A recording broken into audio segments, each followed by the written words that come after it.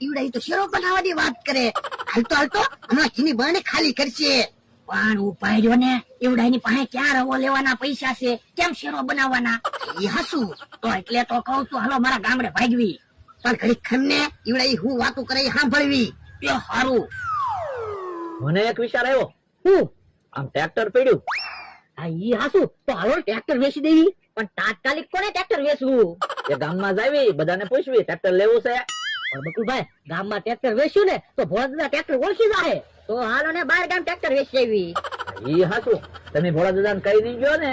ના ના, હું થોડો ભોળાને કેતો છું, હું તો તમારી હારે છું. તો વાંધો નહીં. મમરાભાઈ, મોબાઈલમાં જાહેરાત મૂકો, તાત્કાલિક ટ્રેક્ટર વેચવાનું છે સસ્તામાં. જેને ટ્રેક્ટર લેવું હોય જલ્દી આવે. એ હારું.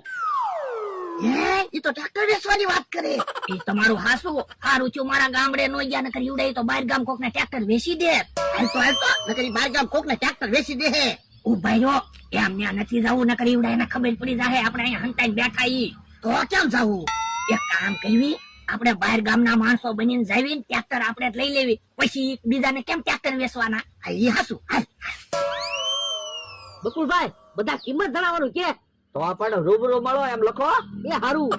જોવો, આ વાડીનો જ ફોનમાં એડ્રેસ હતું. તો હું કહું ને, એવું ટ્રેક્ટર લેવાનું છે. યો બોલો, હાર લેવાનો હતો તોય તમે કીધું એવો હાર લીધો. હવે ટ્રેક્ટર લેવાનું છે તો ઈ તે તમે કહો એવું ટ્રેક્ટર લેવાનું હોય.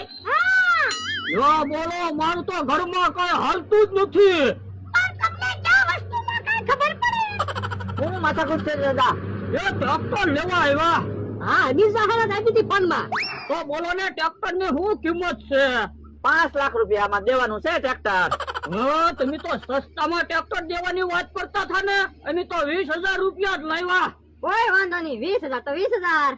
ભોળા દાદા આપી દો 20,000 રૂપિયા. હે ઉભા આપી દો. એ ભોળા દાદા ભાગો.